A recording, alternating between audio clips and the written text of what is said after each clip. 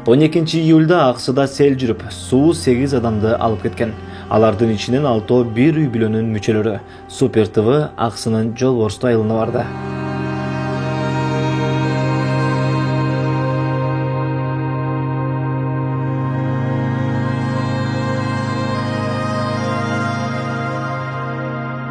Ал каргашалуу сел Нурбек Шайбековдун апасын, 2 чырактай кызын, карындашын жана 2 жээнин алып кетти. Ага азаңыздар тең бөлүшөбүз. Келиңиз эми окуянын чоо жайын өзүңүздүн башынан уксак.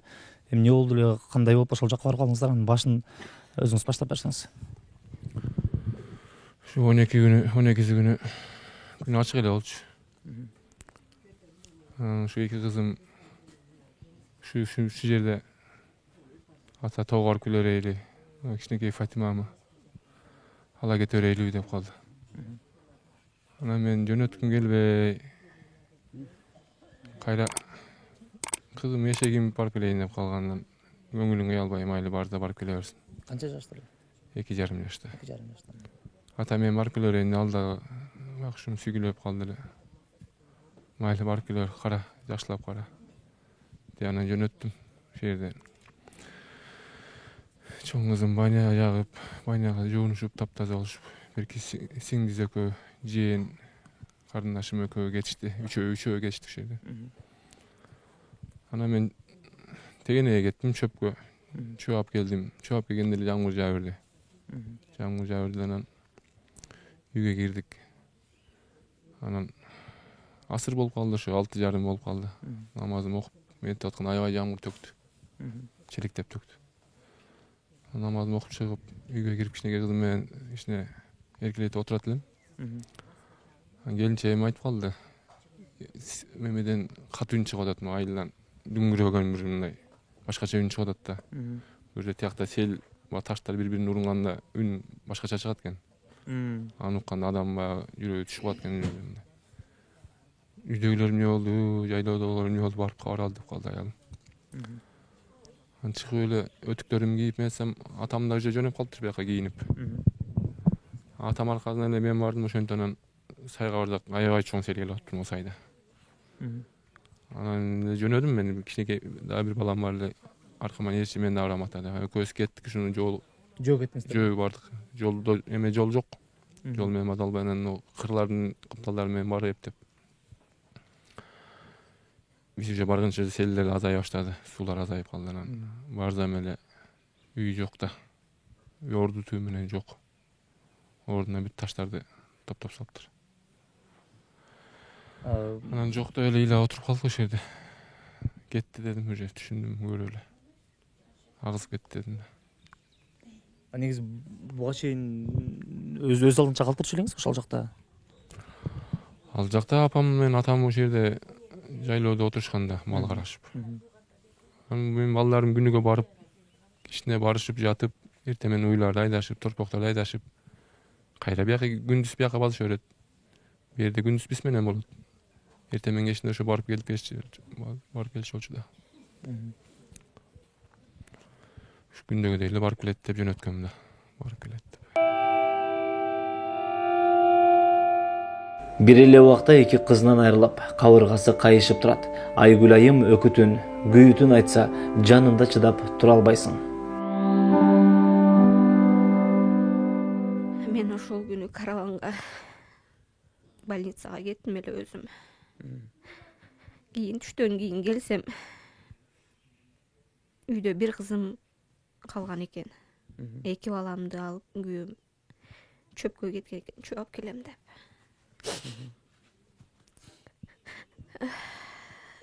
Кичинекей 2,5 жаштагы кызым менен чоң кызым үйдө жок экен. Чоң энесине кетти деди. Барып келип эле турушчу эле. Барып келишип эле турган. Эч ким ойлогон жок да, эми билип калат деп. Күйөөм жөнөткөн экен, барсаңар барып келгиле деп. Жүрөгүм сезип эле үйгө чуркап кирдим. Gelatkan yün jaman bolop atat. Bar dedim çurka. Desem giyin öyle jönödü çöğün düşürüp büt öyle. Var öyle tappay kaldı kıstarımdı. Apamdı. Kayısındım iki balası menen çok.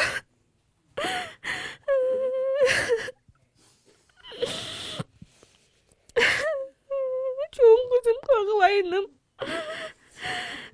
Bir başka şey bilimin güçtü öyle kağılıp gideydim.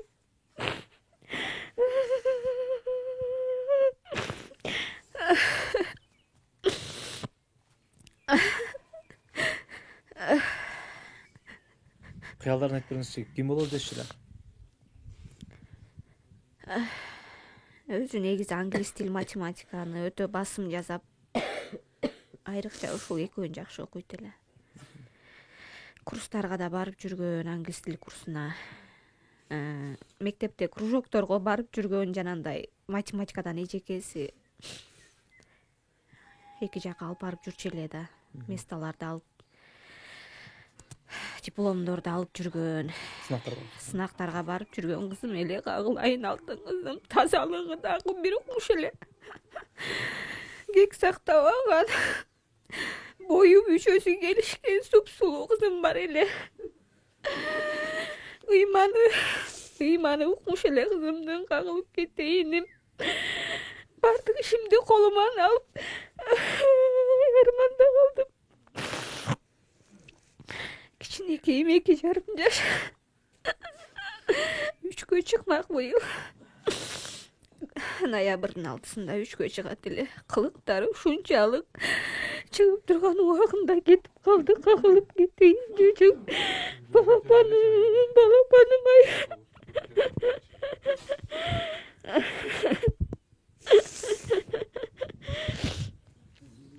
Айлам жок, калдым, айлам жок.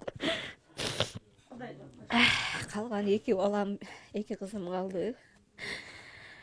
Дагы шүгүр Аллахка ушулардын маңдайымда калып калганына шүгүр. Аллахка шүгүр айтам дагы. Сүйүктөрү аман эсен колдорубузга тийгенине. Таппай калсак эмне болот эле?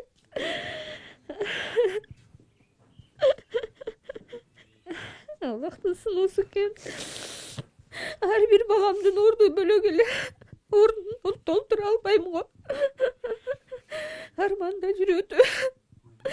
Апам кагылайын, апам эч бир кат айтпай эркелетип келиңип өтүп кетти.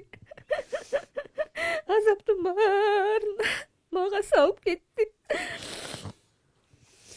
Эркелеп ал деген экен да, өтүп кагылып кетейин деп ай.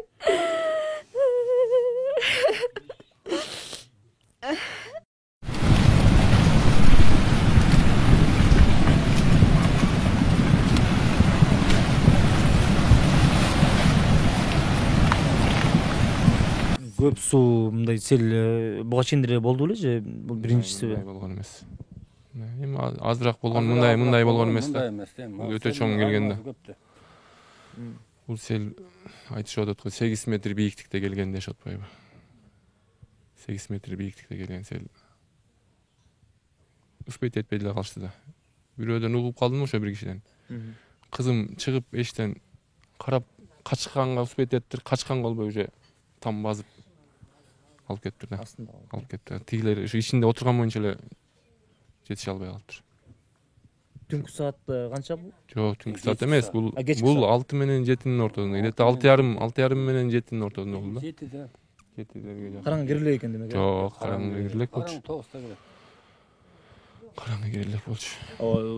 Чет жакасында дагы башка үйлөр бар беле ал жакта? Бар болчу. Ошо кошуналар көрүп айтып атпайбы? Берки бетте мына карап отурган кошуналар дагы кыйкырышыптыр, качкыла дегенче эле болбой эле келип калыптыр да. Үмүт эң акыркы өлөт депчи. Ошондо деле сиз өз көзүңүз менен көргөндөн кийин бир топ убакытка чейин мындай ишенбей турган болушуңуз керек э? Мүмкүн тигилердин үйүнө кирди, мүмкүн мунун үйүнө кирди деген сыяктуу ойлорсуз да. Мен барганда тамды көрүп эле ыйлап метип калдым, өкүрүп. Айрылдымбы деп. Кошуналарым наркы өттө турган экен. Алар өйдө чыгып кетти деп мени айтышты да. Анан я Алла, ушундай эле болду экен деп багы сактанып калыш керек деп ойлодум да. Өйдөгө чыксам, өйдө да бир кошунабыз бар да, бийик. Al эште жүрүптүр. Кана эмелер келдиби десем, апамдар келдиби десем, жок, алар ушун аркы деп кайра маназы келе жакта айтып атпайбы. Бирине берем, жот отуп атыр да. Анан ошондон анан түңүлдүм да. Жок, кетип калды деген ошондо түңүлүп калдым да. Бир кызыңызды таппай экинчи кызды табылып элек деген маалымат баягы интернет бактарында жүрбөдү, ушундай кабарчы. Анан мен сиз менен кечээ күнү байланышканда биз айылдын кишилери болуп чогулуп барыбыз деп жүрөбүз дедиңиз да. Кечээ күнү таптыңыздарбы экинчисин? Ооба. Берки апамдарды бир тан карындаштарым жайга жерге жашырып келгенден кийин анан кечээ эртең менен анан ушу берди үкөлөрүмө, энелеримди, акелеримди кошуп алып, дагы бир карап коелучу деп негедир табылып тургандай боло берди да. Анан ушу барып иштеп келип атып классташ балдарым жолугуп калды, аларды кошо иштешти. Анан өйдөлөп келип ар эмелерди карадык, шагаптарды, селдердин кычыктарын. Анан ошо бир жеке келип чарчанып, ушу табылбай калабы деп отуруп калдым. Классташым экөөбүз сүйлөшүп отурганбыз Марал деген. Эми сен Маралдын аркы бет менен кетме, берки бет менен экөөбүз эки тарапты карап кетели деп отурганбыз сүйлөшүп. Анан аркамда эки үкөм келип аткан карашып. Анан Айбек деген үкөм бар эле, ошол Нурбек биякта экен деп айтып калды. Я Алла деп сүйүнүп кеттим. Кана биякта деп. Барып карап таппайбыз, көрүнбөйт. Баягы шакаптардын арасынан билинбейт экен да. Анан ошо эки таманы гана чыгып калыптыр. Баягы жамгыр жааганда тамандарын жууп аппак болуп эме калыптыр, ошодон көрүнүп калды да. Анан ошо отундардын арасына метип салыптыр. Көмүп коюптур отундар менен. Анан ошол жерден таап алып келдик. Анан эрте кечээ саат ошо 2-лерден кийин тазиясын эметип жерге жашырдык, коюп келдик. Кудайга шүгүр табылып калды. Элхамдулиллах. Алла бар экен. Табылбай калабы деп ойлондум. Табылып калды экен деп тиледим Кудайдан айга. Багышма.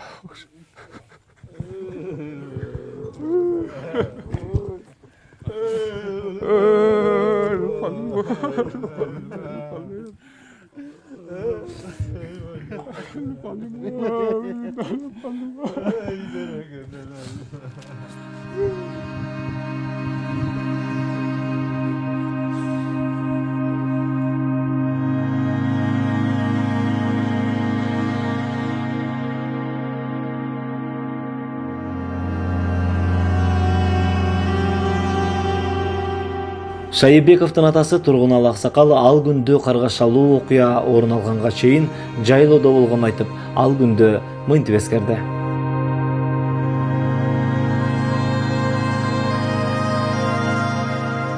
Атасызга дагы терең кайгыруу менен көңүл айтабыз.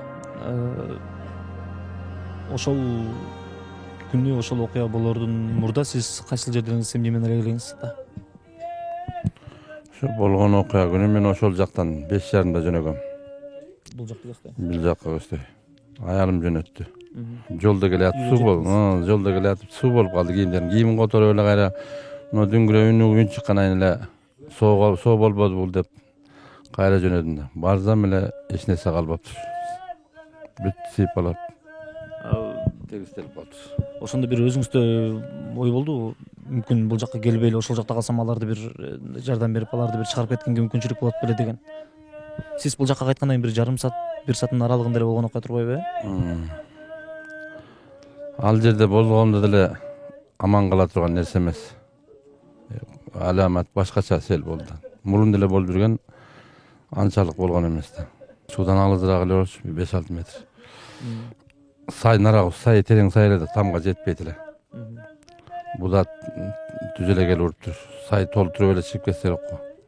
Сел үйдү тып кылып алып кеткенде эле ишенич деле калбады. Бардыгы эле агып кетти деген ой болду. Бирок эми майыпты табыш керек болуп калды да. Анан ишенбей ошо үйдүн тегеректерин, таштарды, карагандардын түбүн издедик. Таба албадым. Биякта неберемди барып калды бул. Будай ыйлап жүрүптүр, апам деп, тайынем деп. Анан ой ыйлаба, анан көрө иштеп табайлы. Майыптарды таба алайлы. Сен нарагын кара, мен берагын кара деп экөөбүз карап иштеп келдик. Таба албадык. Şu uyga geldik, uyga çeyin gelgende üce tağla başlaptır. Birөө çıktı, ökөө çıktı dep kaldı. Ana şo men oturup kaldık. Ana elle tünde gele başladı mayıptar. Şo günü 5 öğün tağıp gelişti da. MÇS isteptir, el isteptir. Elge rahmat. MÇS'ge de rahmat. Fatimam kiçinekeyim. Ata dep erişip kaldı. Adiletimde erişigen bolç. Anam ayalım aytıp kaldı. Jamgır jaayt hazır. Ne kılasыңар barıp. Dep koydular da anan kalıp kaldı. Ala gelgenimde dağı aman kalat bilalar. Gözde perişte de bolup meni aman kalsın degen eken da. Balazım menen bul bolsun, bulardı meni alıp keteyin degen oylar bolup atat da. Tigilerini alıp gitti koşup.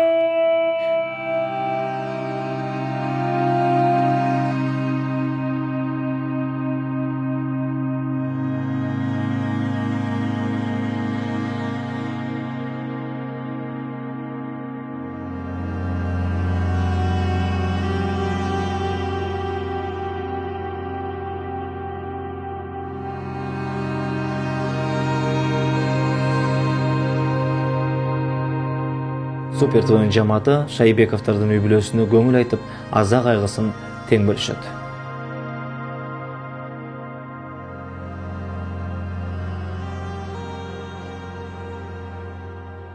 Мына урматтуу көрүүчүбүз, Нурбек агабыз жана ошондой эле Тургун ала атабыз, анын аталары биргесте ушул жерге малын жайып өзүнүн күнүн оокатын жүргүзүп келген болсо, бүгүнкү күндө бул жерде үй эмес, таптакыр бир үйдүн калдыктарын дагы көрүүгө мүмкүн эмес.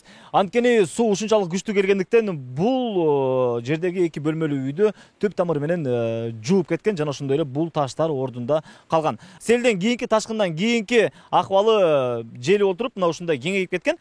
Бирок карап көргөндө суунун аралыгы бул жерден сууга чейин 5 метр же ага жетпеген эле аралыкта. Мына өзүңүздөр көргөндөй бул жерде жаңактан эле көрсөк болот.